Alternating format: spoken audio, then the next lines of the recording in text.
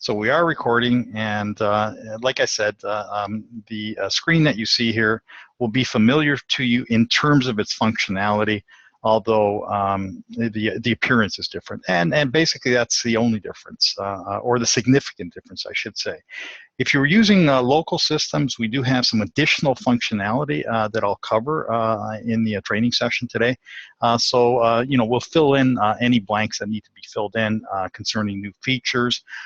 You've been using the system, you may discover new things, maybe things that you haven't used in the past. Maybe you have some questions that you've not attended to in the past. And you know, I'll be happy to answer any questions that you may have. Okay. So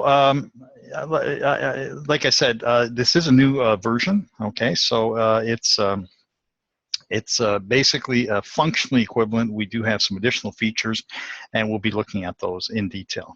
Okay. Okay, so I'll just go through some of the features that you may or may not be familiar with. So let's start off with how you log in. Okay, now that's different than before. The screen that I have, I've actually produced in an alternative way. But when you start SchoolConnects, when you enter the URL that you're required to enter, you can see it's the one that appears here on the basic training guide. And by the way, everyone should have a copy of this document. It's the document that you'll be using on a day-to-day basis, okay, to run through SchoolConnects. And you can see this is a URL that you'll be using. Now, the reason I can't type in this URL and it doesn't function for me is because I'm not an employee of the district. Okay, I don't have a district account. I can't log on to the Central Okanagan network. Okay, and that's what you'll be using. You'll be using the credentials that you use to log in on a day-to-day basis to log into SchoolConnects. So when you start your computers and you log on to the school network, you'll be using those same credentials to log into SchoolConnects. So you'll be typing in this URL. Okay, if you don't have it, what you should do is type it in and save it as a bookmark or a favorite, and then you can easily access it that way. You can also put an icon on your desktop for that purpose as well. Okay. Okay, so once you start it, then what will happen is you'll open up SchoolConnects. This is the screen that will open up. It's a home screen. And you will see your school name up here. Now, one of the schools that we're actually training today, the staff from Kelowna is with us. So I've selected this school as our prototype for this training session. Okay, so once we're in, what we'll do then is simply go through some options. And once again, I'll remind you to ask questions whenever they arise. Okay, so let's start off with using yes. Yeah, this is Jordan Kleckner. I'm just going to let everyone know that our team's sitting on this as well, but we're going to be sending out that full guide to everybody along with a couple, like a one-page cheat sheet they can use so they know how to send messages. So if schools are wondering, you know, about those resources, we're going to send it to them right after the webinar. Right, and we're still working on a revised version of the cheat sheet.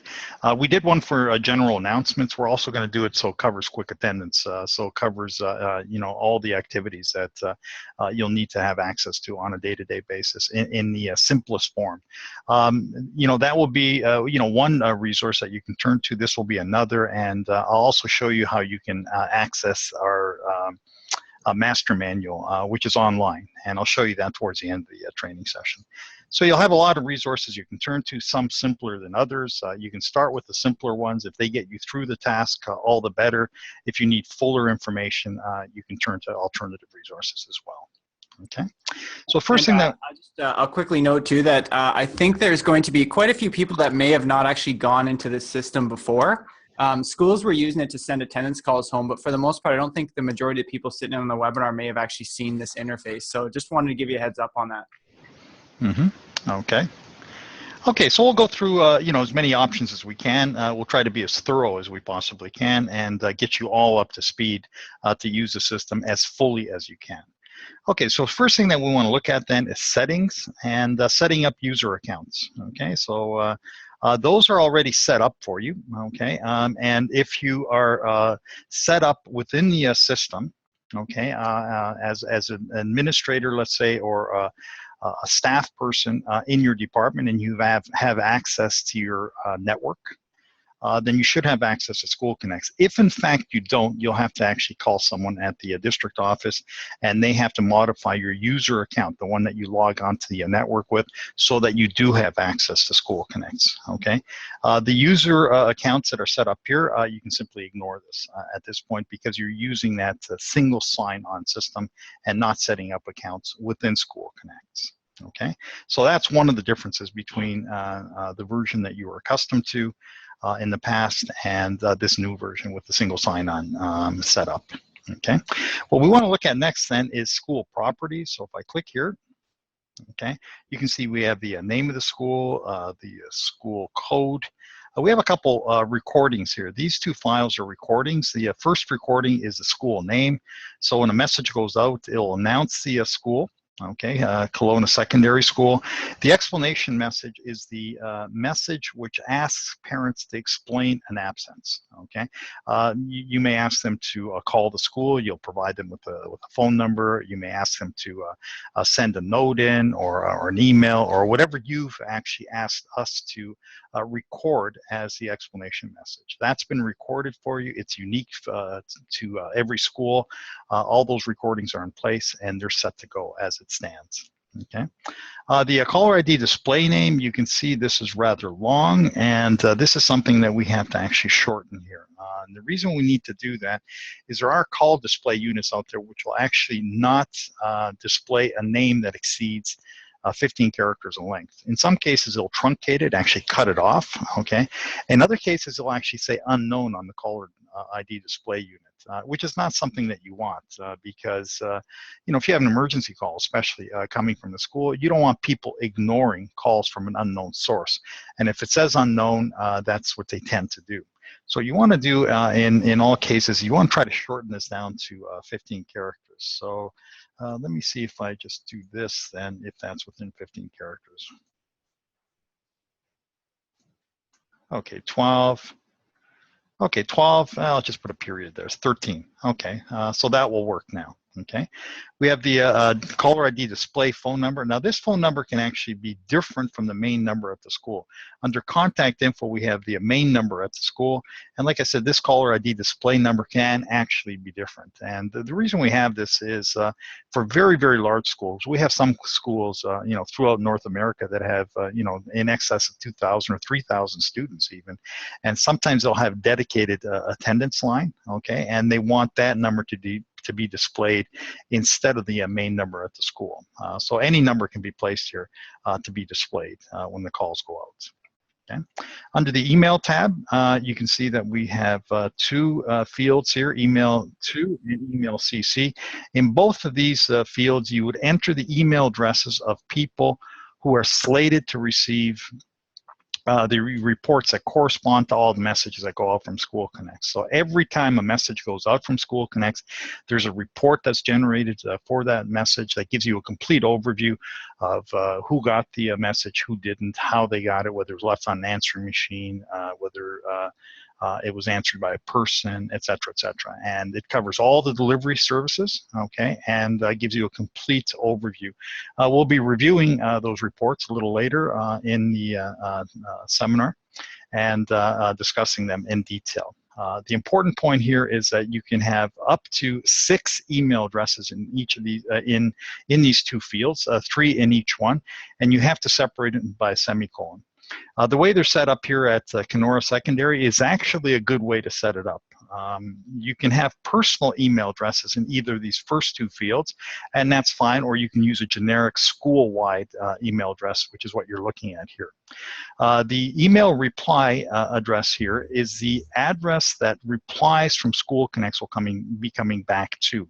So you send out an email from SchoolConnects, people respond to that email or reply to it. This is the email address that it'll be coming back to. In this case, it's rather important to use a generic email address and not a personal email address. The reason for that is, if you get, let's say, 100 or 150 replies, you wouldn't want them coming back into your personal inbox. It can be rather overwhelming. The other thing is that if you're away for a day or 2 or 3 or a week or so, and people don't have access to your personal inbox, those replies will not be responded to. No one will have access to them. No one will be able to read them and respond to them. So it's a good idea to have a generic email box like they have at Kenora here, and give everyone access to it. Okay, so if if the person who normally responds to these replies is not in or is away for an extended period of time, anyone else in the office can take over that responsibility. So the way they're set up here is quite good in that respect. Okay. Hey, Branko. Yes. I'm just going to quickly jump in there. I'm sure KSS might notice that email address isn't 100% correct. It's supposed to say .ca on the end, and we're just going to get that changed on our end. It's just a typo. Okay, well, you know what? I'll just do that right now myself here, okay? And that solves that issue. Okay, so you'll want to make sure that those email addresses are correct. Thank you, Jordan. Absolutely. Yeah. Right. Okay, next we have the contact info tab. You can see we have the phone number there. You can put the school address in here if you wish, and any additional information. As soon as you click on save, the information that you've entered here becomes immediately effective. Okay. Cover a few more items here. Some you won't see. They appear on my screen. The only thing that you'll see under advanced settings is you'll see language code. We actually are capable of sending messages out in a multitude of different languages. If you have a need for that, it can be set up for you. And in fact, we have a default set of languages already set up for you. The message templates, you can see that there's a template that corresponds to each one of the message types. This basically holds the default settings for each one of the message types. You know, whether you're going to be using calls, emails, SMS as a delivery means, the times that they go out by default. Any one of these default settings can be overwritten when you actually compose the message itself, but these are the defaults that are in place up front. Okay, they can be modified. We urge you not to do it until you're a little more comfortable with the system. You can then go in and consult our more detailed sort of documentation on how to modify these. But in general, be very leery and cautious of doing any modifications to them, especially the attendance templates. You probably shouldn't touch those at all. Okay, and if you need help with anything like that, you can always give us a call. We can make those modifications and advise you on whatever choices you wish to exercise in terms of modifying those, and then we can discuss those options with you. The restriction schedule is something that you can define for your school alone. Okay, I actually have access to all the schools because of the way I'm logged in. Okay, I'm logged in as a Center Voice tech support person, which gives me access to everything. In your case, you'll be logging in as a school administrator. You'll have access only to your own school. So if you click here, you'll only see your own school and no other schools. Okay, and what you can do is you can set a restriction and you can apply that restriction to a particular date range. You'd enter a start date, an end date. Whenever you click on a date field in SchoolConnects, you'll get a pop-up calendar like this, and then you can define that date range. You have to enter a reason for if you're setting a restriction. The reason for that is to have an audit trail. You know, if someone, let's say superintendent, wants to know why messages didn't go out on number of days, a month ago, a year ago, et cetera, there has to be some kind of explanation there to provide for the inquirer. Okay, so you have to enter a reason. Try to be as clear and as precise in that reason as you can. The restriction can be applied to calls, emails, SMS messages, Twitter tweets, any combination of those, and it can be applied to any of the various message types, from attendance, announcements to emergency announcements as well. Now you'll notice that there are two tabs here. There's a school restrictions tab and there's a district restriction tab. Okay, and you can see there is a district restriction, or was a district restriction in place earlier this month, I guess when we were doing some setup at the district. And you can actually go in here and review these. Now, you will have access to both of these tabs. You cannot set a district restriction. District people can set it. District administrators can. But if you click here, you'll see if there is a restriction in place that affects you. Okay, you can only set a restriction at your own school. You can view restrictions that have been placed from the district office if they affect you. Okay, and that covers everything as far as settings go. Are there any questions on anything we've covered here? Anyone? Hey, Branko, one thing I'll throw out there is that what we're advocating for schools is that they don't really need to even go into the settings area. That's something we're trying to maintain at a district level so that they don't need to enter any information or change templates or anything like that. So just wanted to give a heads up on that. Right. Okay. Okay. Yeah, that's probably a good policy. Yeah. Yeah. Okay, so we'll move on then to manage contacts. Okay, and we'll look at all the options that are available here.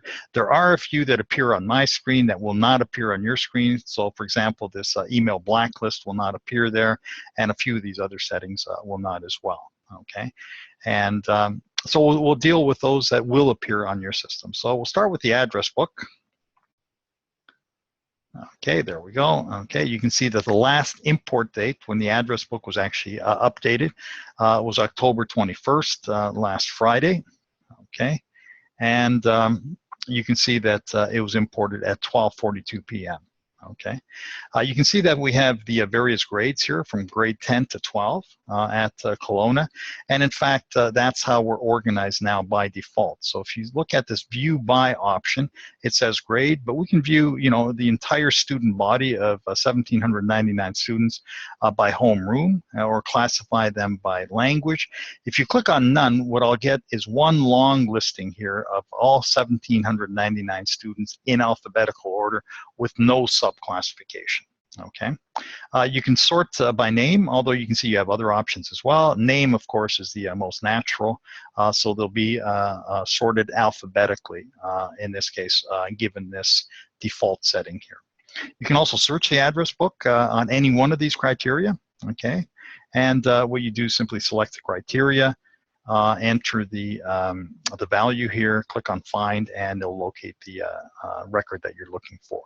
To expand any one of these grades, okay, you simply click on the greater than sign, and it expands, and you can see the students in alphabetical order, in this case in grade 10.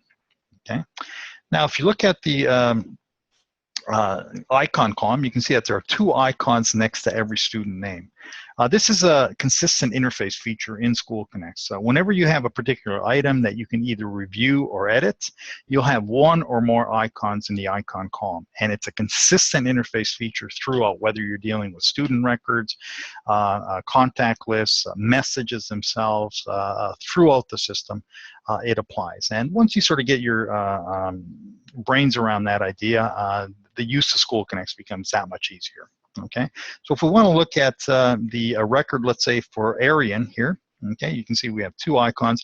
First one says edit student. This is actually student household information here, and certain types of student information as well. Next to it, when I hover over it, you can see it says edit student contacts. These are the contacts that you've entered in My EdBC. They're carried over and used to populate the record for this particular student. You can have up to 3 contacts that are pulled from My EdBC, and they'll be drawn into SchoolConnects for the purposes of having contact information, which will then be used to send the message. So if we want to look at the student record for this particular student, Arian, if we click on the first icon, edit students, okay, we get some basic student information here: the name of the student ID, the grade, the home room that they're in, the language that's spoken in the home. Okay, that can vary from one family to another. You may have Mandarin speaking parents. You can have Urdu speaking parents, people from all over the world. We support a number of different languages, and you'll see that you have the ability of actually translating text and sending information in a variety of different languages. When you create a single announcement and you have multiple recordings, let's say in multiple languages, that single announcement can then be disseminated to various recipients according to the language code that appears in this language field. Okay, so we'll look at that when we actually create an announcement.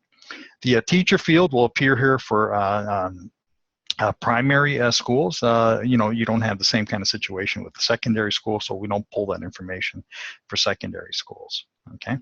Beyond that, if you look at the field names, they're unique to SchoolConnects. Okay, there is no custom info 1 or custom info 2 field in my EdBC as such. However, we can populate these fields with information from my EdBC if in fact there is information there that we need to pull. Okay, and that's something that you know, if need be, we can actually update and alter in the future. If you have busing at the school, one of the things that you can use these fields for is for busing information. So custom info 1, for example, can be used for incoming bus routes for the student. Custom info 2 can be used for outgoing because those can be distinct. A student can come from home and then go to a grandparent, for example. So that's a good use of these fields. And then if you wanted to send a notification message, let's say to the homes of kids on a particular bus route to advise parents that the bus is running 10 or 15 minutes late, you can actually select that particular group for a message. Okay, you can select multiple bus routes if, you know, let's say 3 different bus routes converge on a stretch of highway where there's some kind of interruption, some kind of slowdown, or you know, detour or anything along those lines. Okay. And you know, that would be one use, bus routes, but you can use it in whatever manner you designate useful to yourselves. These fields are not populated from an import from my EdBC, so if you enter data into them, it will not be overwritten. Okay. The PIN code field is used for security purposes. Let's say you have a parent who doesn't wish to have messages left on an answering machine. What you could do is you can enter a PIN code here, one that you agree upon with them. You can then toggle it in this next field. Okay, and what happens when SchoolConnects calls, it'll prompt for that PIN code. If the PIN code is not forthcoming, SchoolConnects will not leave a message. It'll call back at predetermined intervals, usually 30 minutes apart, and will only deliver the message once that PIN code is forthcoming. If it's never forthcoming, the message will not be delivered and it will be considered undeliverable. You can then follow up perhaps next day and try to deliver it manually. You'll look at your report, you'll determine from the report that it wasn't delivered, and you would take it from there at that point. The zapper field is used in cases where people have a zapper device connected to their telephone line. These are devices that you can purchase online or at electronic stores. What they're designed to do is to zap calls from telemarketers. Unfortunately, they affect our system as well. So if someone is known to have one of these devices connected to their telephone line, they're not getting messages. What you can do though then is come into the student record here, go to this field and toggle it from no to yes, and that will then circumvent the operation of that zapper device. Okay, so that's the general tab that we've been looking at. The primary tab, if you click here, you can see we have only the home phone number, the primary resident of the student, the phone number of the primary resident of the students. Okay, under the secondary tab and other info, you can see we don't have anything at this point. Okay, okay. Now I'm gonna just transfer it over to the other division of the address book. You'll see that there are 2 icons here. The other icon then refers to edits student contacts. So this is information, contact information that's pulled in from my EdBC. You can see we only have a father in this case. Let me find another record where we have maybe more contacts than that. Let's go to this first one maybe. Okay, there we go. So here we have 3 contacts. So you can see that we have the various phone numbers. 3 different phone numbers can be associated with each contact and up to 2 email addresses. Okay, so we have mother, father, and aunt here. And if we want to look at individual records here, so if I want to look at the mother's record, once again, I have an icon next to her name. I would simply click on it, and you can see I have 3 tabs and with specific information in it. So in the first one, we have the student ID, the name of the student, okay, the name of the mother, the relationship as mother. A PIN code can be entered here if it's required, and you can see that she has an O1 priority.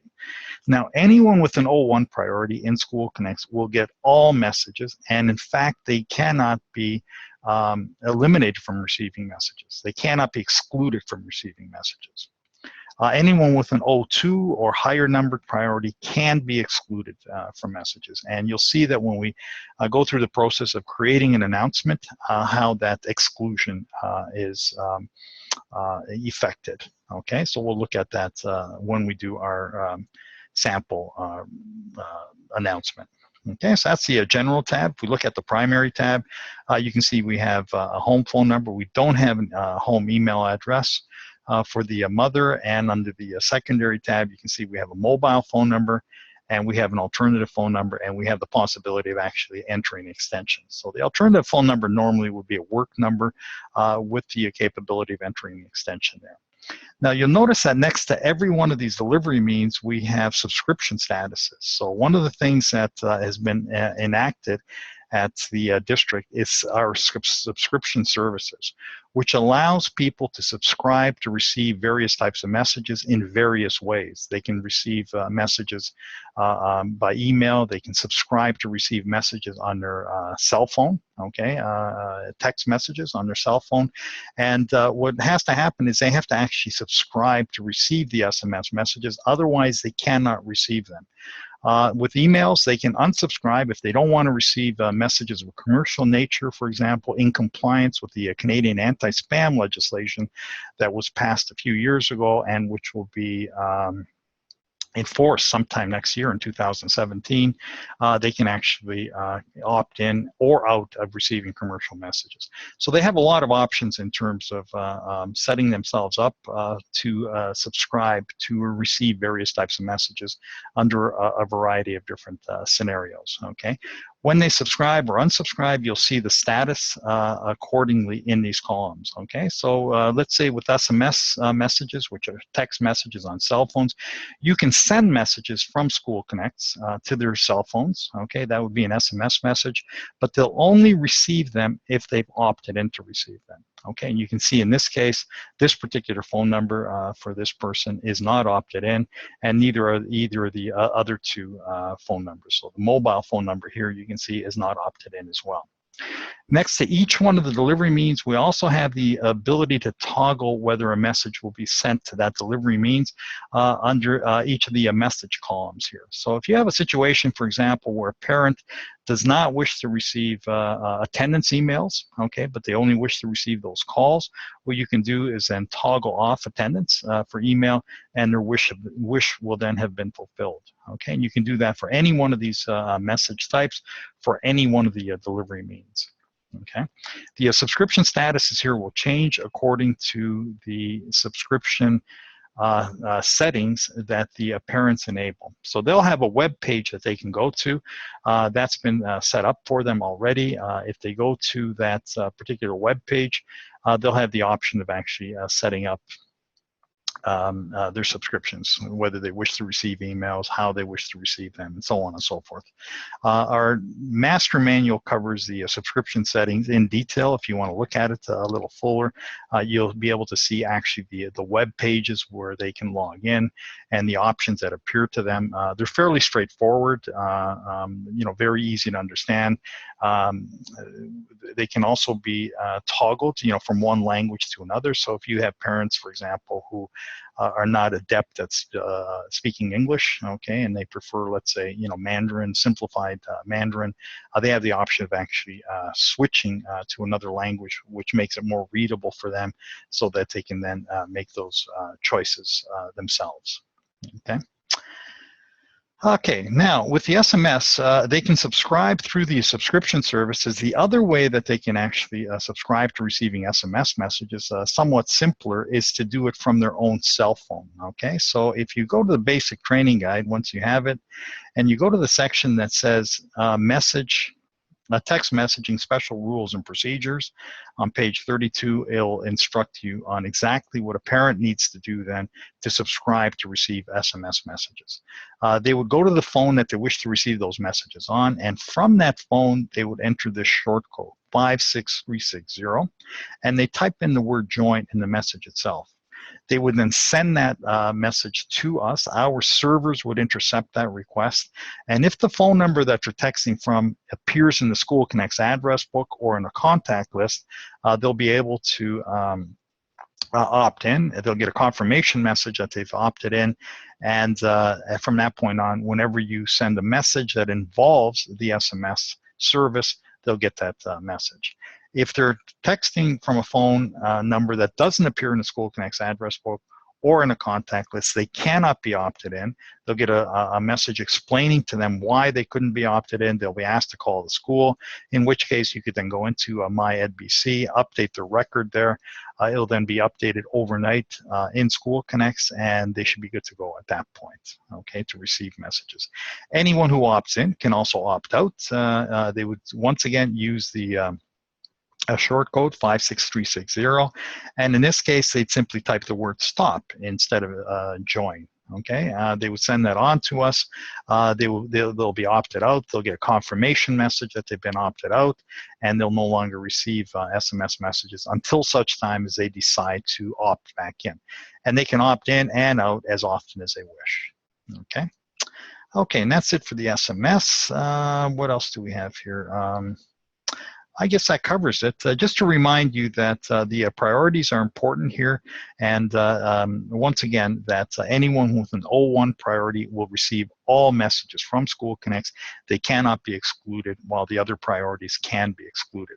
So if you have a situation, where parents live apart, for example, and either through court order or through a request by the non-custodial parent, or whatever the case may be, if both parents wish to receive all messages, then you'll have to go back into My EdBC and actually modify this priority to an O1 priority. Okay, otherwise you can just keep it the way it is, depending on what the requirements are. But if someone is in fact in need of receiving a message, then you'll have to modify that priority. Okay.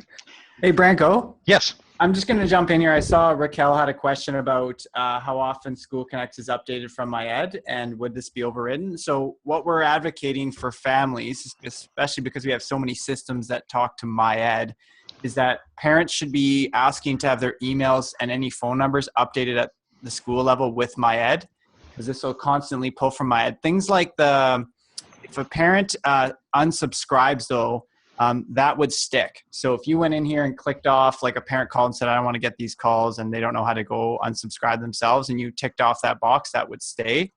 But what we're kind of advocating for this one, as Branko, is when it comes to managing contacts, this is kind of another area I don't think a lot of people will be going into often, because My Ed's going to be pulling that data all the time, and if it's managed at the school level that way, they shouldn't have to go in here very much. I mean, and the other thing that's worth sharing that I just noted down here is that at the bottom of every email that goes out, there's going to be a footer that we've made, a custom footer, where parents have the option there'll be a button to click there if they ever want to add text reminders, and a school feels like doing those, and also a button where they can unsubscribe and manage their subscription. So that's going to go every time you send out an email, that'll be at the bottom of each email.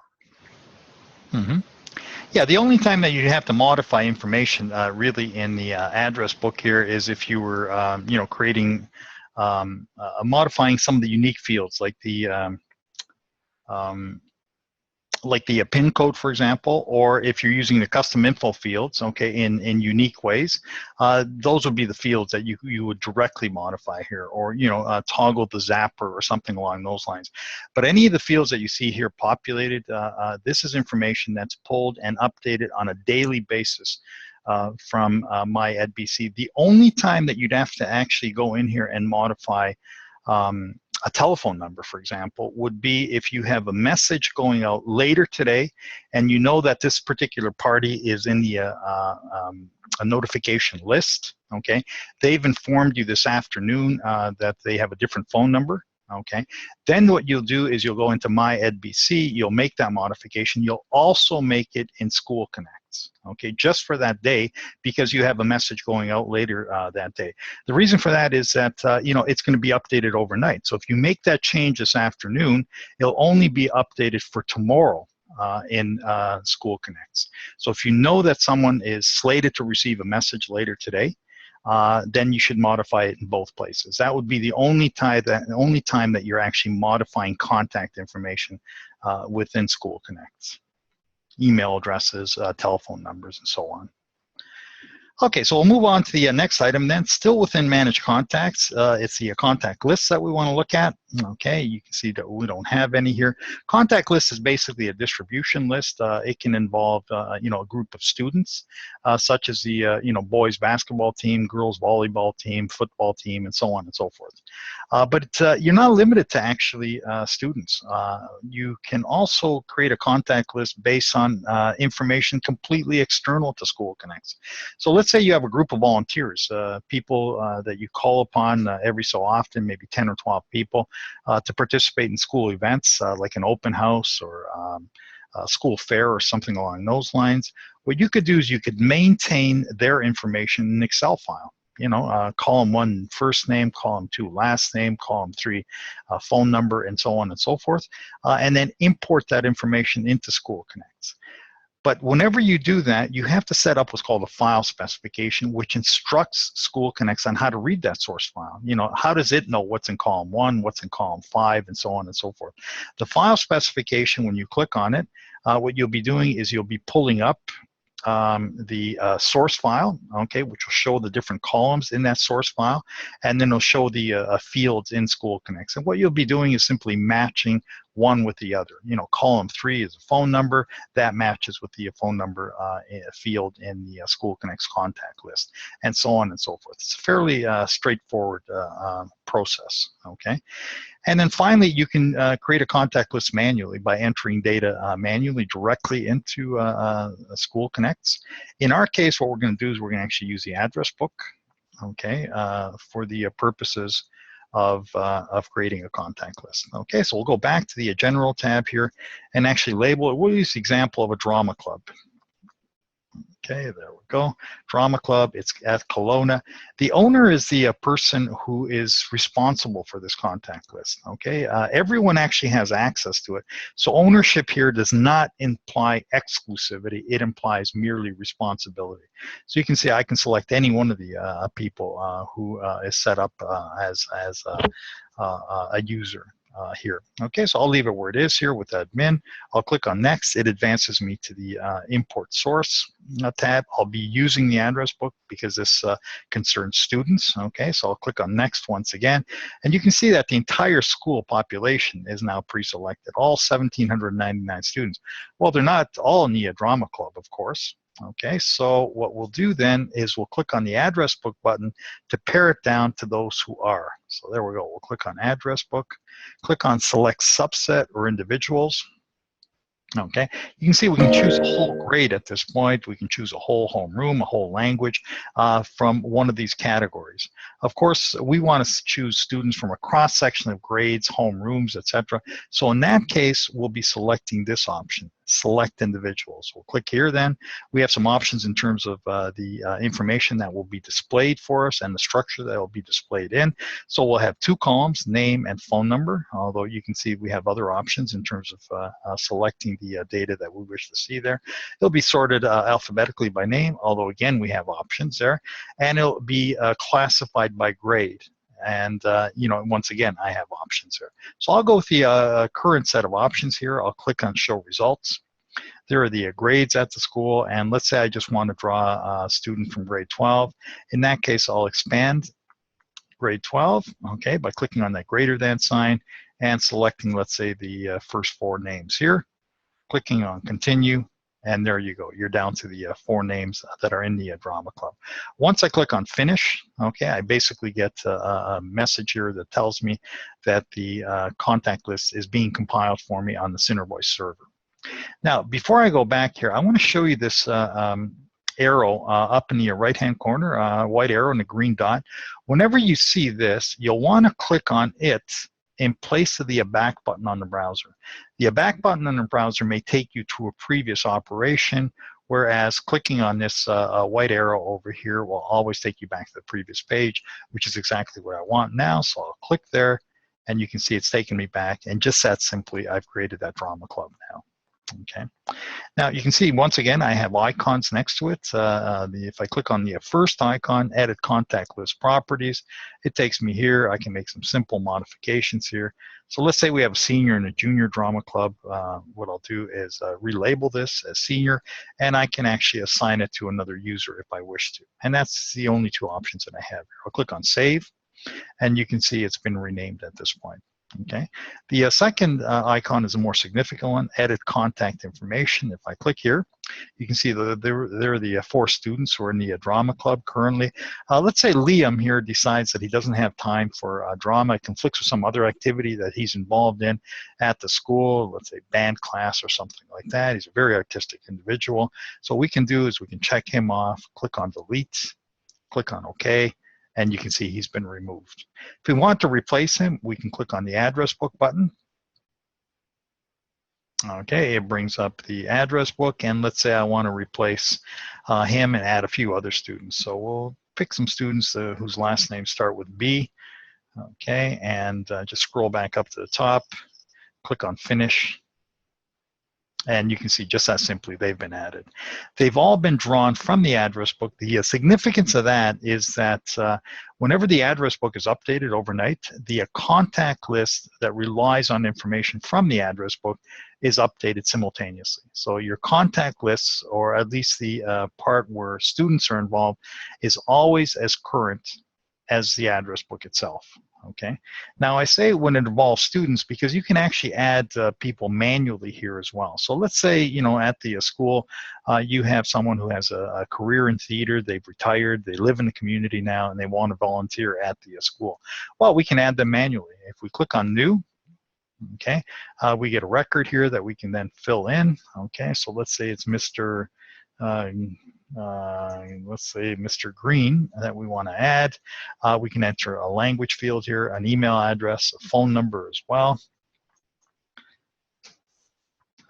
Okay, click on save. And you can see Mr. Green's now been added. So if you send a notification message to the homes of kids in the drama club, you know, to announce rehearsal times or maybe a field trip to a local theater or something along those lines, Mr. Green is included. He'll get that message as well. If you need to modify the record for Mr. Green, let's say his phone number changes, what you can do then is you can go into the record, make that modification. With the student contact information, you would make that change in MyEdBC. It'll update in the SchoolConnects address book and carry through into the contact list as well. Okay. Now, we have one last icon here. If I hover over it, you can see it says Edit Import File Specification. You would use this if you've made if you're using an external source file, like an Excel file for the contact list in question, okay, which we're not in this case. But let's say this contact list was actually based on an external file, like an Excel file, and let's say I made some modifications to that external Excel file. I moved some columns around, or I, you know, inserted an extra column or anything along those lines. I've made structural modifications to it. If I make structural modifications to the source file that my contact list is based on, then I have to modify the file specification as well. Okay, otherwise SchoolConnects will misread that source file based on an outdated file specification. So if the source file changes, you'll then have to go in here and you'll have to modify that file specification, which doesn't affect us with this particular contact list. Okay. Any questions on creating a contact list, anyone?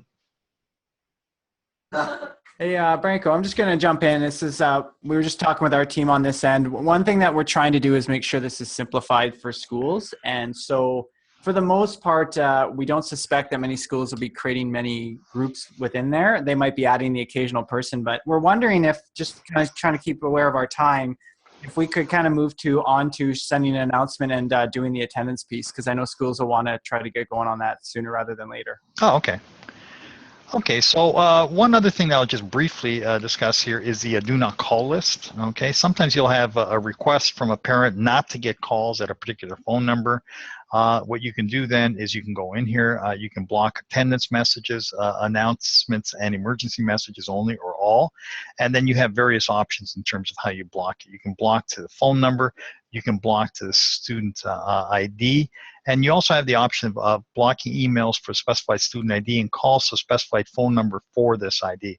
So if you enter both here, the block will occur at this phone number only on behalf of the student. Okay, and if there are other siblings, for example, in the home, those messages will still go through. The blockage appears or is effective only for the student ID that's entered here at this particular phone number. Whenever you enter a do not call record like this, it's a good idea to document it. Enter an explanation. You may have one parent who makes a request. 2 weeks later, you have the other parent calling, wondering why they're not getting calls. You can always look it up here, explain to them that their spouse made the request on such and such a date, and they can take it up between themselves at that point. Whenever you save a record in the do not call list, it remains in SchoolConnects in perpetuity, forever and ever, which potentially could be a problem. You could have a family that puts a number in the do not call list. They move out of district. 2 years later, someone else has moved in. That phone number has been reassigned to them. They're not getting calls. The possibility is that they're on the do not call list, in which case you'd have to go in here and actually remove it. Okay. Next, what do we have? Okay, the subscribed SMS phone numbers. When people start subscribing to receive SMS messages, they'll appear in this listing here. And the one other thing I want to show you then is the search address book or list. If you click here, okay, you can enter any one of these criteria here, and the entire SchoolConnects database will be searched. Both divisions of the address book, the student household division and the student contacts, will both be searched. The do not call lists will be searched, and all the contact lists will be searched as well. So any criterion that you enter here, it'll search the entire SchoolConnects database and show you where it appears. So if you have a situation, for example, where people are not getting notification messages, and you've entered their information, you can enter their phone number here, for example. Click on Find, and if you don't get a hit, that means that the information, the phone number hasn't been entered correctly in My EdBC in the first place. The other possibility is that they're on the do not call list. Either way, if someone's not getting calls, if you search on that particular phone number, you'll have your answer. Okay. Okay, so let's move on then to actually going through the process of creating an announcement then. So we'll click on Send Message, okay, and you can see these are the options that are available to us. Okay, so what are the differences between some of these options? Let's discuss that first. So we have announcement, create your own message, commercial announcement, create your own message, emergency, create your own message. In all three cases here, what you're doing is you're entering the text for the email, SMS, Twitter tweets, and you're recording the message for the phone components, okay, in those three instances. In the other instances, you can use a CAN message. These are messages that are already pre-recorded that you can use without having to record or key in the text for your own messages. So if you click here, you can see that there is a variety of different options that are available to you in terms of the stock messages that come with SchoolConnects. Okay. Finally, anytime you create an announcement and designate it as one that you wish to reuse, it then becomes part of a store of reusable messages. So if I create a general announcement here and designate it as a reusable message, it will then become available here from this store of reusable messages. I would simply click here. I would then locate a message that I wish to use, one that's reusable, and I can use it over and over and over again. And we'll discuss how you actually create that reusable message and how you can reuse it. Okay. Anytime you do that with any one of the messages that you're actually recording and entering the text for, where it says create your own message, if I had an emergency message, for example, that I wanted to make reusable, I would have another icon here, okay, which would say emergency reuse message, and it would appear over here on the screen. In this case, I don't have a single reusable emergency message, so that's why I don't see that icon there. Okay. Now, what are the differences between these various types of messages where you're recording the telephone component and keying in the remaining text? Well, emergency announcements, okay, can go out at any time, day or night, from SchoolConnects. Okay. Whereas commercial announcements and general announcements can only go out between the hours of 7:30 a.m. and 9 p.m. Okay. The other difference between them is that general announcements and commercial announcements will call back every 30 minutes up to 5 times by default, whereas emergency announcements will actually call back every 5 minutes up to 12 times, with the understanding that there's a greater urgency to get a hold of someone. So if you have a situation, for example, where the school has to be evacuated for whatever reason, let's say there's a gas leak in the school, it's evacuated, it's a cold winter day, and you want to get a hold of parents as soon as possible, you'll want to use the emergency message in that case, okay? It'll call back every 5 minutes until someone is located, okay? Otherwise, you'd want to use general announcements. They'll call back every 30 minutes. And then finally, the difference between a general announcement and a commercial announcement is that commercial announcements will only go out to people who've consented to receive commercial messages in compliance with the Canadian anti-spam legislation. Okay, so even if your recipient list includes everyone, this will filter it out, okay, so that only those who subscribe to receiving commercial messages will receive them. Okay, so what we'll do then is we'll go through the process of actually creating an announcement. For those of you who've used the system, a lot of what you see here will be known to you, okay, and you'll see some new components as well. Okay, so I'm just going to load a script here that I'll need to use, okay? And so what we'll do is we'll use the example of a graduation ceremony message. Now, one of the things that you'll want to do is you'll always want to overwrite this default announcement name. You can see that the default name is the login person's name, announcement for, and then the date. If you don't overwrite this and all your messages take on this sort of structure, how are you going to distinguish one from another if the only distinguishing feature is the date? Okay, you won't be able to, distinguish one message from another. And if you have to, relocate a message that went out, 6, 7, 8 months ago, there may be all kinds of reasons why you have to go back and locate a message. Maybe someone in the district office needs some information on who got a message, who didn't, and so on. They may want to hear what went out, and so on. How are you going to actually distinguish one from another if they're not unique? So take a few moments to actually overwrite this message name. So what I'll do is I'll use the example of a graduation ceremony, and you can see if I need to recall this message months or years from now, I can easily do so.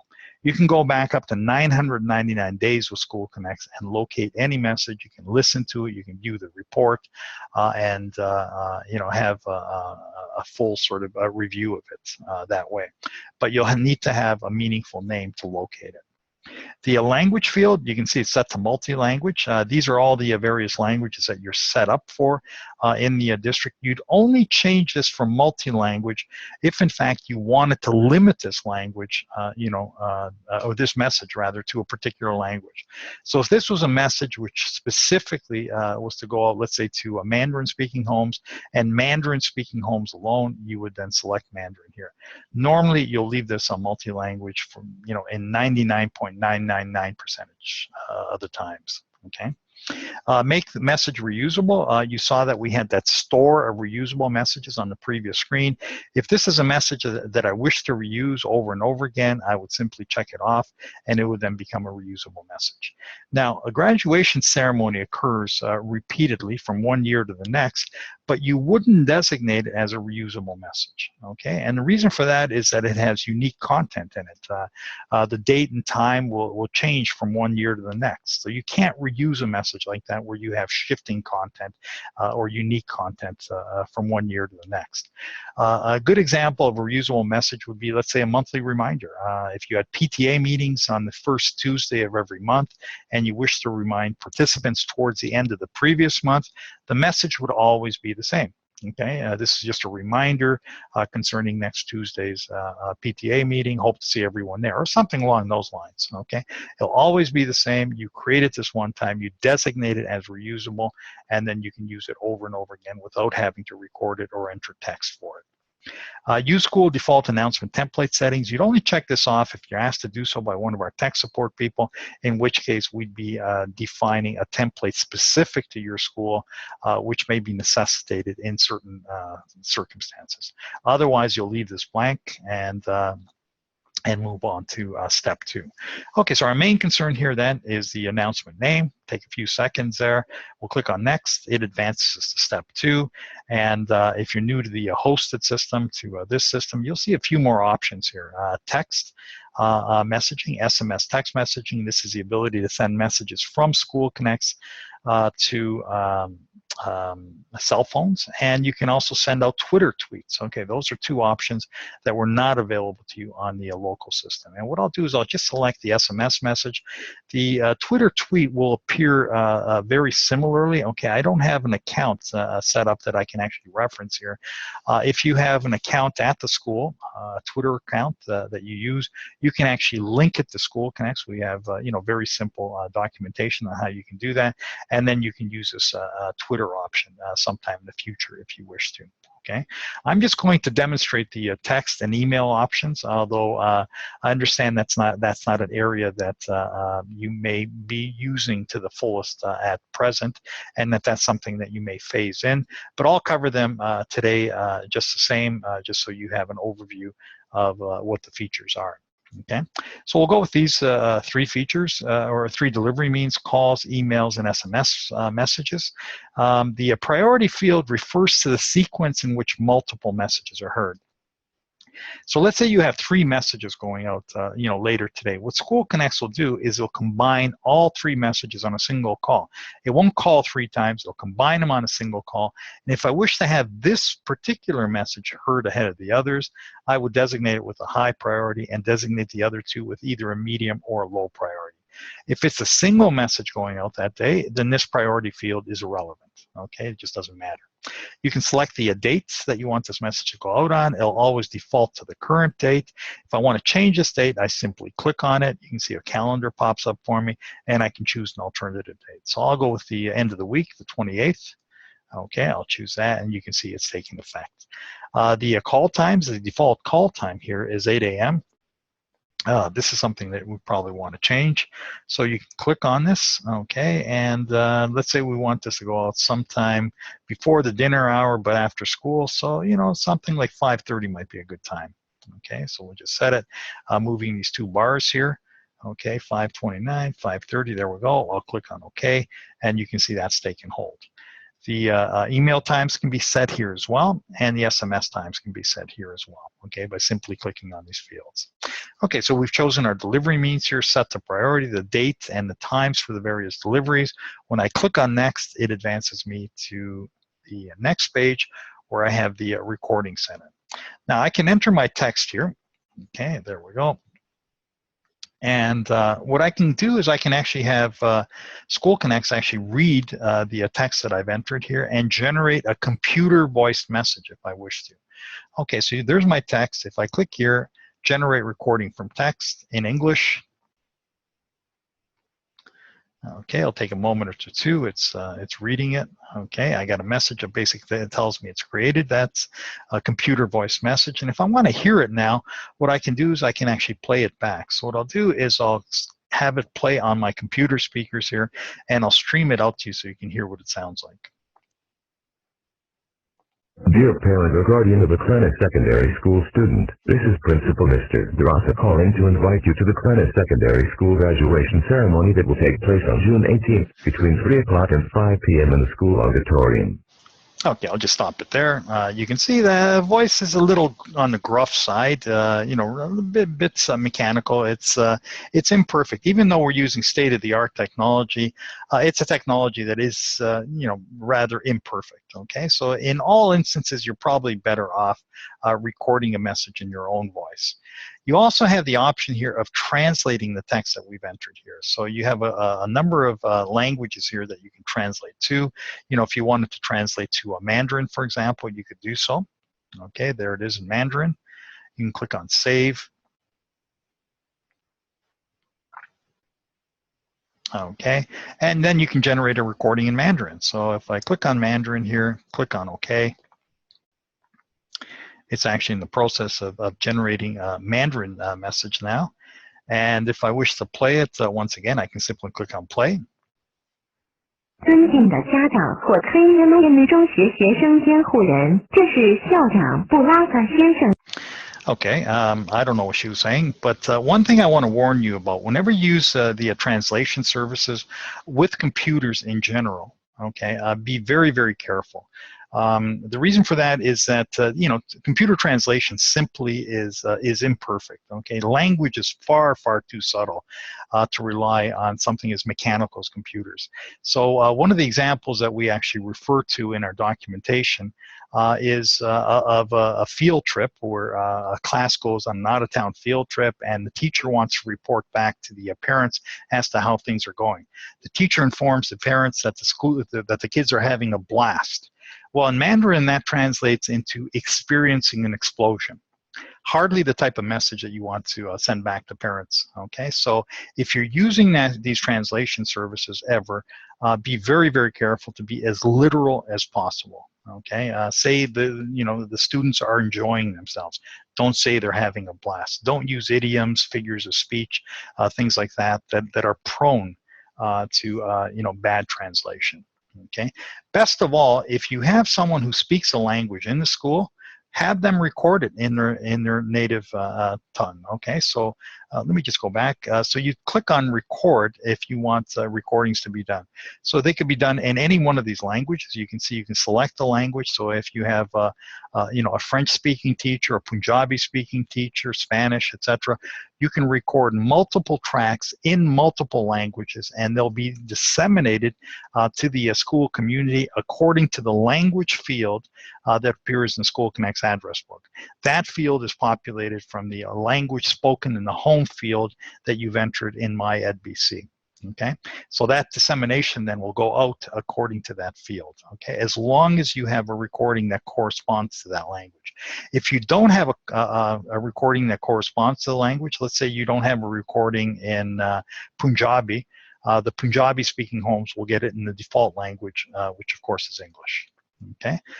Okay, so let's go in here then. We'll actually record a message, and what we'll do is we'll use a cell phone, and I'll record a message on our behalf. Okay. Now, if you look here, you can see that we have various choices in terms of how we process this particular call to us. Okay, so if I'm using a cell phone or a direct line at the school, if I'm a principal, announcing a school closure from home, I would use this direct connection option. I would enter the phone number in this case.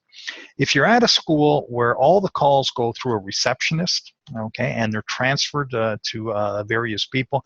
So let's say I'm the principal at Kelowna, and I wish to send out a message, and I want to record it. If all the calls go through a receptionist, I would use this live attendance option. I would enter the school phone number here. I would enter my own extension in the extension field here. And when SchoolConnects calls, it will then ask the receptionist to transfer the call to the extension that I've specified in the extension field. I'll then take over the call at this point, and I would continue to record the message. If you're at a school where the telephone system can automatically route calls to your extension, you would use this auto attendance option. You'd enter the phone number, your own extension here, and it would be routed to you automatically. Now, one of the things that we recommend if you're using the auto attendance option is to put a comma in front of your extension. That introduces a 2-second pause, which for some phone systems is actually necessary. Otherwise, they'll process both the base number and the extension as one long, hyper-extended phone number. It'll cut off the extension, and it won't reach your extension in that case. So as a rule, it's probably a good idea to put at least one comma there. In some cases, with some dated phone systems, actually 2 or 3 commas may be necessary. So you just have to experiment with that if you can process calls to your own extension using the auto attendance option. So I'm going to use a cell phone in my case. I'm going to use the direct connection option here. I'll enter the cell phone number, okay? And I'll tell you what's going to happen. I'm going to click on Call Me. SchoolConnects will call me, and the first thing that it will ask me to do is to click on the verify button that will appear on the computer screen here. That's to verify that I'm the intended recipient to this call, so it isn't going out to someone in the community who's going to be making a call on my school's behalf that I may well regret. Okay, so once I click on verify, it'll then prompt me to record the message and to click on stop when I'm finished. So I'll go through that process, and I'll click on Call Me.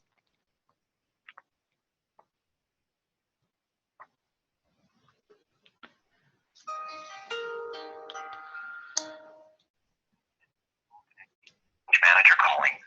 Please press the verify button on your screen to enter the recording and playback module. If this number was dialed in error, please hang up. We are sorry for any inconvenience. Thank you. Okay, so I'll click on verify now. Please record your message after the tone. When you have finished recording, click stop. Good afternoon. This is Principal Bilkar at Kelowna Secondary School. Just to remind everyone of the upcoming graduation ceremony that will take place on June 18th this year at 3 p.m. I'm hoping to see everyone in attendance, and we'll be looking forward to meeting you all. Thank you and good evening. Okay, that was obviously improvised. Okay, so we'll give it a moment here. And what I can do now is I can play this back. So you can see I'll choose to play it back over my speakers here. I can also have it play back over my phone. So, you know, if I'm recording this message, where I don't have speakers, or I don't have access to hearing it through my computer speakers, I can always play it back on my phone. In this case, I'll play it back over the speakers. I'll stream it out to you so you can hear it then. Good afternoon. This is Principal Bilkar at Kelowna Secondary School. Just to remind everyone of the upcoming graduation ceremony that will take place on June 18th this year at 3 p.m. I'm hoping to see everyone in attendance, and we'll be looking forward to meeting you. Thank you and good evening. Okay, so you can see, if I winged it and it didn't work out quite the way I wanted it to, and that was the case in this case, what I can do is I can record over the current recording. I can also append to it if I wish to. So if I have a long message, I want to take a little break in between, I can pause and then append, record, play it back, pause, append, go through the whole process until I have something I'm perfectly satisfied with. Once I have something I'm satisfied with, I can then hang up the phone. I'll click on hang up. Okay, it just hung up the phone, and the continue button now becomes available to me, and I can continue on then. So I'll click on continue. Okay, and I can go now in here and create my email message. So I'll delete this message here. This is actually carried over from the text message for the telephone component. So what I'm going to do is I'm going to put some fresh text in here. So first thing I want then is I want to enter the subject. So we'll do that. It's a graduation ceremony invitation. And what I can do now is start writing my email in the text box that you see. So I can start off with dear parent or guardian of, and now one of the things that I can do is I can actually personalize each outgoing email. So I wanted to say the actual student's name here. So I can click on tags, okay, and locate the student name here, okay, as a tag that I want. Click on OK, and you can see it's inserted a code here which will actually be replaced by the student's name. So if you're familiar with mail merge concepts, that's what it allows you to do, to actually use these various tags that can then be replaced. If I click on tags, you can see there's a whole variety of tags. So let's say at this graduation ceremony, I want to cite teacher names, or let's say I have an open house and I want to alert parents to the student's home room. I can provide them with a floor plan, for example. They'll have reference to the home room. They can then look that home room up on the floor plan and find the room that they want to go to.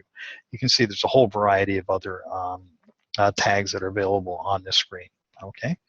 Now, this message currently is set up to go out as plain text, as you can see. Now, if I want to dress this up a bit, what I can do is I can uncheck this box. A whole toolbar now becomes available to me, which allows me to dress this up. Okay, so let's say I want to bold this text, italicize it, modify the font size. Let's say go up to 14 point. I can go in here, also insert graphic image. If I click on this icon, even multimedia content like a video clip or a soundtrack can be included. Okay, I can then type in my message. I'll do that right now. Give it a moment or two to fill in there.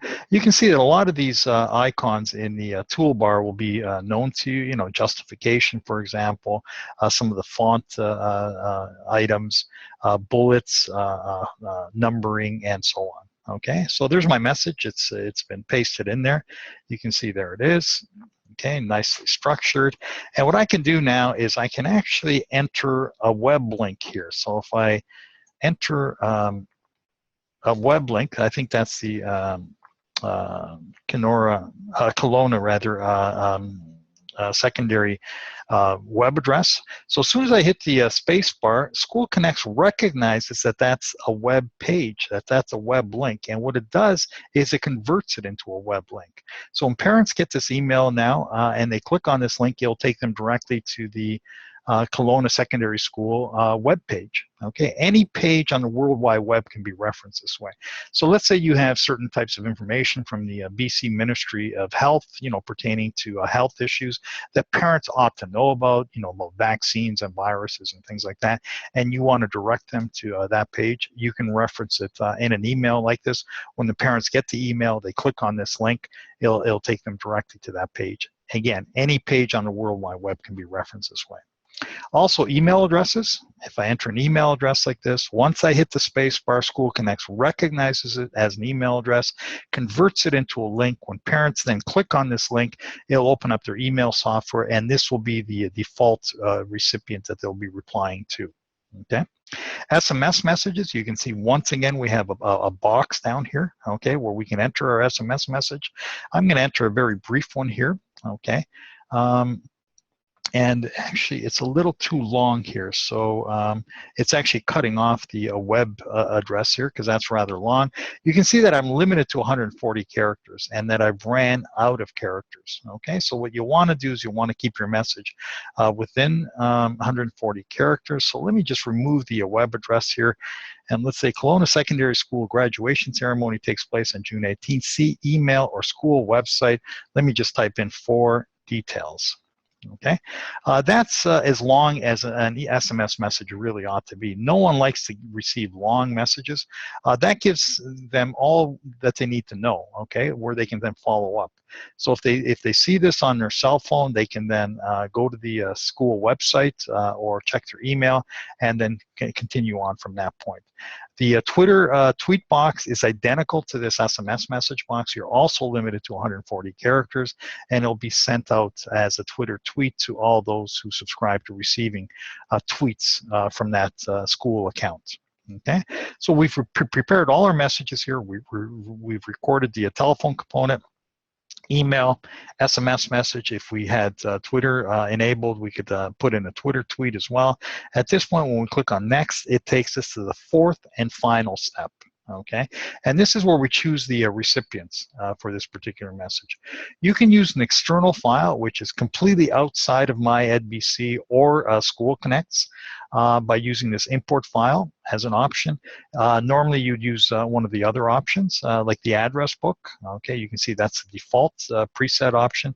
Let's say this was a message going to the homes of kids in the drama club, the contact list that we created. We then click on contact list, and we can choose one or more contact lists for the purposes of sending out a notification message. You also have the option of using the address book and a contact list, one or more contact lists actually, in tandem. So you can see we have two buttons that appear here. In our case, we're going to use the address book. Okay, you can see that the entire school population here is pre-selected. Now, not everyone is graduating, so what we want to do is we want to pare it down to the senior grade, the kids who are actually graduating. So to do that, we click on the address book button. Okay, click on select subset or individuals. Okay, you can see that we have various categories that we can choose from. The default category is grade, and in fact, we do want to select an entire grade. You'll recall that when we created our contact list, we used this option, select individuals, where we chose individuals from a cross-section of grades. In this case, we want the entire category, and we're going to be choosing from the grade category. There are our grades there, 10, 11, 12. It's a senior grade that we want, grade 12. We'll check it off. Click on continue. You can see we've pared it down to the 595 students in grade 12. Okay, so we have our recipients, and what we can do now is go in here and make some selections in terms of how we contact people and, in fact, who we contact. Okay, so right now we're set to call the home phone number of the primary residence of the students. Now, let's say parents are separated and divorced, and we want to message this invitation to go out to both parents. Okay, right now it's only going to go to the home of the custodial parent, the primary residence, and the other parent will not be invited as it stands. If we want to invite the non-custodial parents, we would have to choose relatives here. We'd have to check that off, and you can see we're going to be calling all of them at their home phone number. Now, if this was an emergency message, let's say you had a gas leak in the school, school is closed, it's a cold winter day, and you want parents showing up as soon as possible, you would use the emergency message in that case, and in that case, you check off all these different phone numbers. You want to reach parents wherever you can as quickly as you can, particularly in an elementary school. In this case, for a graduation ceremony, a home phone number is adequate enough. The SMS options are all checked off. All the email options are also checked off. And right now, anyone who's set up as a contact in the SchoolConnects address book will be receiving this invitation. Including aunts and grandparents and anyone who's a third priority. So you can see our priority range here extends from 01 to 03. Now let's say you want to limit it to parents, and parents are only 01 and 02. We don't want the aunts and uncles and nannies and babysitters and grandparents, anyone else who's set up as a contact. We don't want them included, so we can exclude a range of people here. So if I exclude that 03 range and I limited the range to 01 and 02, that would encompass only parents, and that's exactly what you want for this particular invitation. Okay, so we're all set here. We have the phone numbers that we wish to call. We selected our range. We've limited to grade 12 students. We'll click on next then, and you can see it takes us to a summary screen. We can then review all the selections that we made. Okay, you can see there's the name of the message. As we go down the list, it's slated to go out this coming Friday, the 28th. The calls will go out at 5:30 p.m. There's our email message. You can see it with the formatting codes in it. As we go down the list here, you can see these are all the presets that we've set or agreed to, including grade 12 as our selection criterion. It includes 595 students. If there's anything here that we've noticed needs to be changed or something that we've overlooked, we can go back through the steps then and make that correction. So if I had an email attachment, for example, that I forgot to include, it's a common oversight. I can go back to the step in which the email was created and actually make that attachment. So that would be step 3. If I click on 3 here, you can see it takes me back here. I don't have an attachment, and if I want to add one at this point, I can click on this add button. Okay, choose file. I can go in here now and let me find something that I can use. Okay, this auto key tutorial, for example, I'll just use that. Click on open, click on upload. Okay, and you can see just that easily it's been added. You can add as many attachments as you wish, provided that collectively they don't exceed 6 megabytes, okay, which is quite a bit. Any other changes that you need to make here, you can go back through the steps, make those changes. When you come back to the summary screen, you should see them reflected here. So for example, our email attachment and now has gone from an X there to a check mark. There's the name of the attachment. If I had more than one, they would all appear here.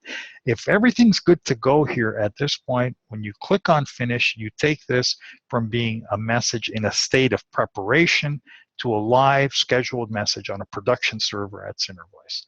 So I'll click on finish. Okay, it's actually processing it, uploading it to the server. This is a message that tells me it's received it on the server.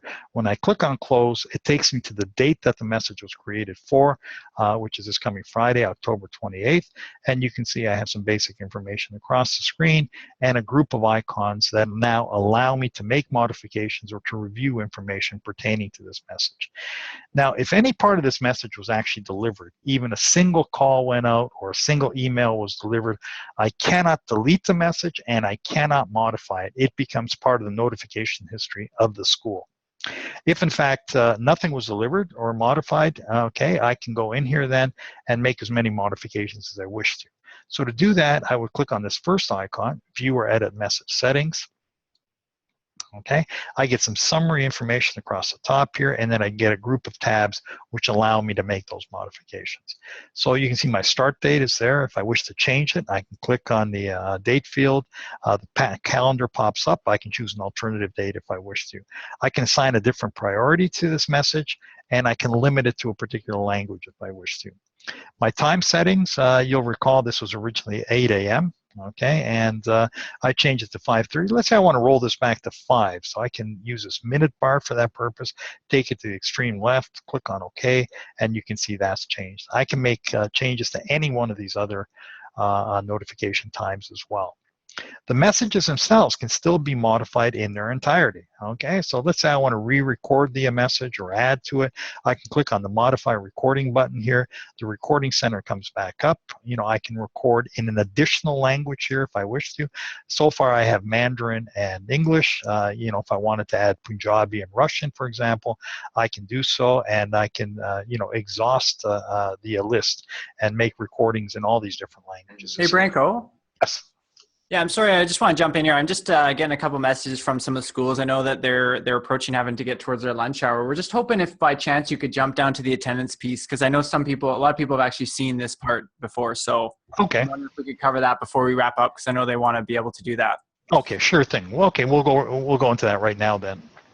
Okay, so we'll just click on continue here. I am clicking on continue. It's not cooperating with me. Let's give it a moment or two. Okay, so what I'll do is I'll pull up the basic training guide in the meantime. This is what you'll need to refer to do the quick attendance on a day-to-day basis. Okay, so let's just pull that up. I'll just wait for it to change in the background behind me. So you'll have this basic training guide, and you'll need to go to the section which says attendance calls. There's a different procedure that's involved for elementary schools and a different one for secondary schools as well. Okay, so if we click there, you can just go through the steps here. So, you know, for elementary schools, it's the first part. And the second part then covers secondary schools, which starts somewhere down here. Oh, actually, I passed it. Okay. At any rate, what you'll need to do then is you'll need to go through here, okay, and follow these steps in detail. Okay, so for attendance for elementary schools, you'll go into My EdBC. You can see that there are screenshots here of the My EdBC screens. Okay, and what you'll be doing is you'll be generating a file that you'll then be using to create the attendance task itself. Okay, so once you have that file that you've created, okay, you'll then come into SchoolConnects. Here it is. This is the secondary and middle school for period attendance. Again, you'll go through this process for you know, either an elementary or secondary school. So once you've done that, you then have to come into SchoolConnects, and you'll be using the quick attendance. So I'll take us to that point now. Okay, in SchoolConnects. Okay, we'll just go up to the top here, send message. So once you have that file that you've generated in My EdBC, let's say it's on your desktop, at that point then you'll go into quick attendance message. Okay, and you'll be choosing the appropriate option here. If it's an elementary school, you'll be using the safe arrival AM absence message template, and you'll have to select it if you're an elementary school. If you're secondary school, you'll be using the second template here, absence message period attendance. Okay, period attendance is you know, from one period to the next in a secondary school. You'll then need to verify that your date is correct. You can see that the last date that I used in the system was the 28th, this coming Friday, and of course the attendance that I'm doing today, I don't want it going out for that particular date. So what I'll need to do in this case, and you'll need to verify this on each occasion, is you'll need to change it to the current date. Okay, usually the current date will appear there. Okay, so you won't have to worry about that. But since I was actually dealing with an alternative date earlier on, it changed as the default date. So you'll make sure that you need to change that date.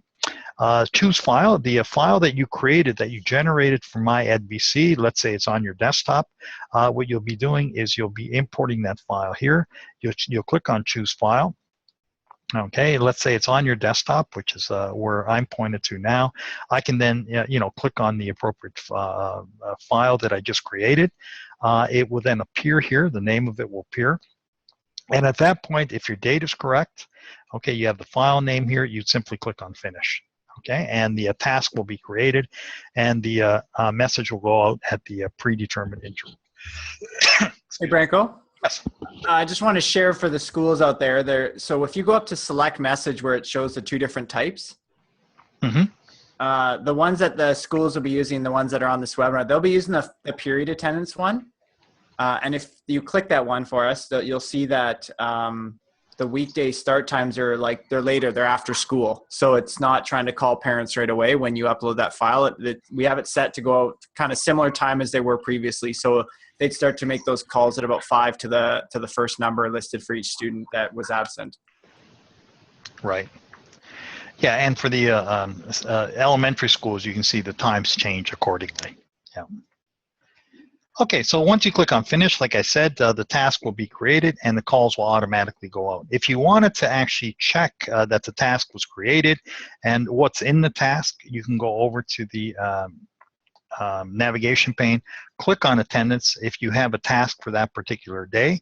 Okay, the 25th, for example, today's date, you'd see the task here.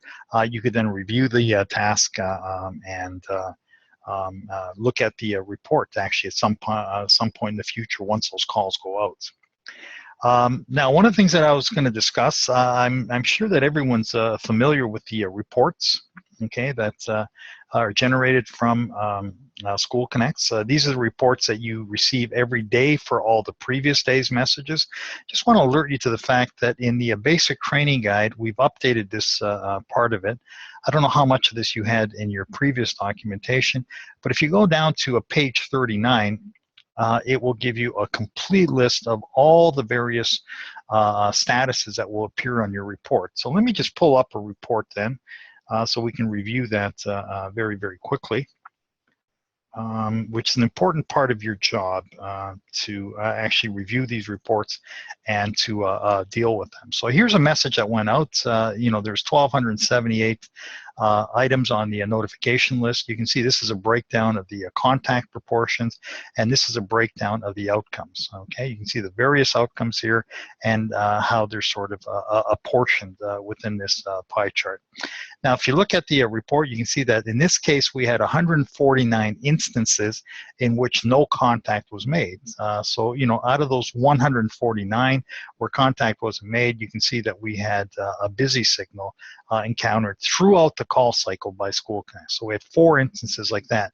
We had 60 instances in which there was no answer, neither a person answering machine or voicemail picked up. The message was therefore undeliverable. Okay, you can see these are various outcomes here. Now, if you look at the report itself, on a day-to-day basis, you'll be looking at this column where it says not contacted at all, and then you'll have to decide how to, follow up. So you'll be looking at the status column, which will tell you why contact wasn't made, and now that can be very important. So filtered by ID, for example, means that it's on the do not call list. No answer means that neither a person answering machine or voicemail picked up. So if you call next day, for example, you may be able to get through. Someone may answer the phone and you can deliver the message manually in that case. If you have invalid phone number, it means that the phone number it hasn't been entered correctly in MyEdBC in the first place. You'll need to go back there to check it to verify the information is correct or that it needs to be completed. So in all cases, when you look at the status column, okay, it'll give you some idea as to how you should be following up with this particular item. Okay, so you can see that some of them are fairly obvious. Filtered by ID, for example, isn't. What does carrier rejected mean? Okay, obviously the call hasn't gone through, it hasn't been delivered, but why? What does carrier rejected mean? So if you go to the basic training guide, you can see we have an explanation as to what it means, and it says here the local telephone carrier was unable to deliver the call. The number may be out of service, call blocking may be turned on, or all carrier circuits may be temporarily busy. So if you try next day, for example, you may get through. Okay, if you get this message repeatedly for, let's say, 2 or 3 days, that means there's some kind of problem, a permanent kind of problem with the telephone line, and then maybe you should notify the party that's involved. okay? And all the various statuses that appear in the reports are documented here and explained here. So anytime you see something that you're unsure of in these reports, you can always look it up, and it'll give you some idea as to you know, what you need to do to correct the situation. If it's an invalid phone number, you'll be going back to My EdBC to correct it there. If there's no answer, you can follow up manually on your own. If it's filtered by ID, you know it's on the do not call list, etc., etc. So the do not contacted all grouping, okay, is the one that you'll be looking at on a day-to-day basis to give you some idea on how to follow up. With the attendance messages, okay, especially for elementary schools, this report will come back very early on, 25 minutes after the calls start going out. So, you know, if you have a situation where you have an unreported absence, and you know, neither you know where the child is and the parents don't know, you'll want to react as soon as possible. So you know, reading these reports in that situation in terms of child safety becomes imperative and very, very pertinent to follow up and to the insurance of child safety. For secondary schools where the calls go out, you know, later in the day after school, again, you'll be following up and you'll be looking at these reports to determine the best course of action, what you need to do to follow up. It also gives you diagnostic information. You know, if you have a bad phone number, well, you can then go back to My EdBC and make that correction. You know, sometimes you'll have bad email addresses, for example. All that type of information will appear in these reports, which will give you some idea of you know, things that are lacking or that need to be corrected in My EdBC. And then you know, that's another component to reading these reports and following up on them. Okay, so I'll just close this then. I guess we've sort of covered everything we want to cover. Is there anything else that you think I need to cover, Jordan, or anyone else? Any questions? Anything pertaining to SchoolConnects, I'm prepared to answer at this point. So Branko, I wouldn't mind kind of reviewing a couple things. So a couple of good questions came up in the chat about you know, attendance calls and options. And so previously we had a system where one of our technicians on this end would kind of do that on a daily basis and try to do it for schools. But with the changeover, we won't be able to do it the same way. Right. So we're just making sure schools know, like, this will be the process if they want to do attendance calling. But the one question that did come up was around, hey, could we call every period? And I remember I followed up, and I'm not sure if I chatted with you or maybe I might have been Mark, but the feedback we'd heard, and I just was wondering if you could weigh in on that, is that, you know, that started to kind of bother parent communities. And what I think some schools like in Kamloops have landed on is if they want to do more than one call in a day, they were doing one after the first period and then just doing a summary call at the end of the day. Is that kind of what you've heard out there? Yeah, that's the calls for every period result in major annoyance in most cases. You know, parents get quite upset, you know, getting 5 calls during a day. If you give them a summary at the end of the day, okay, that's usually sufficient. In other cases, you know, parents want to know that kids arrived in the morning. So, you know, that's a configuration that's often put in place. The early morning arrival, okay, for secondary schools as well, and then period attendance at the end of the day. So that's a possibility. That's something that we can set up. Okay, and the other question that Mount Bushree's asking, though, is, you know, we've only got 2 templates set up in there, and we're, of course, open to setting up other types, but is it possible to have it so it actually does just a text reminder about attendance? Oh, yeah. Yeah, we can set up a whole slew of different templates. Okay, so if a school themselves wanted to kind of set it up so maybe it did, you know, text parents after each period, they could actually do that if they wanted. Yes. Yes. Okay. So what the schools that are on this call right now, what we'll do is we'll work together to make sure we set it up in the way that you want, because I know that one of the things you can do as well. Right now, we've only got it set up just to kind of almost be the exact same as it is now, where it just does a 1 call to the home number. But you could set it up so it does a call home and an email. You could set it up so it just does email. You could set it up so it just does text, or all 3, any combination. So, you know, for now, we're just going to kind of grandfather it in as the exact same process, and then we can start to think a little bit about what we want that to look like. The other thing, Branko, that I want to ask is, so if schools are working away on this and they run into problems, I mean, after this, we get off this call, we're gonna email out the handbook and the one pager that is a cheat sheet for doing an announcement. Mhm. Should they who should they be contacting if they need support as they're doing things and getting started and getting familiar? Yeah, if you go to the help page, I'll just open that up on the system here. If you go to contact us, okay, that's our mailing address here. But you know, you can call this 800 number.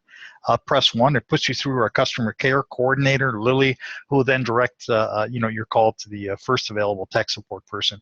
You can also use this email address for the purpose of contacting us, asking questions, requesting changes, anything along those lines. So either of these two ways of contacting us are available to you. Simply click on Need Help, okay, and there it is, Contact Us, and there's the page with the phone number and the email address that you can use. Okay, excellent. And I just see one more question. So I think this is about the attendance piece. When is that taking effect? What I believe, because we've got all the MyEd information imported in and double checked it all, you should be able to send an attendance call home at the end of the day today if you'd like to do that. We had someone test the email part out on Friday and it worked just fine at another school. So it should be ready to go today to give a shot. If you want to try to pull a list out of that report out of MyEd and upload it and send it, it should work for you. Mm-hmm.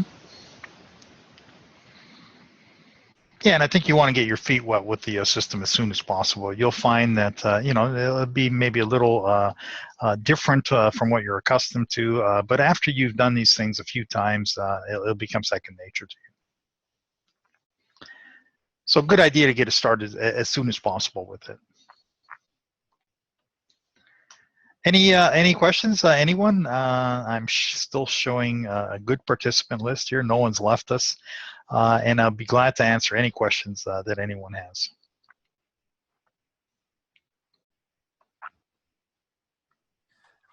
One thing I will share, just for the group that's on this call, you're kind of our guinea pig group, so I appreciate you kind of going first. We really wanted to get the schools that were using attendance calls up and running as soon as possible, because we know that's something that hasn't really been working with our system that's end of life on this end. So any and all feedback on training or questions about the system, I'm more than welcome. Just send it to me even directly. I'd be happy for that, because I know we want to take some other schools through this, and going first isn't always easiest. So I appreciate everyone's willingness to get on the call and start using this right away.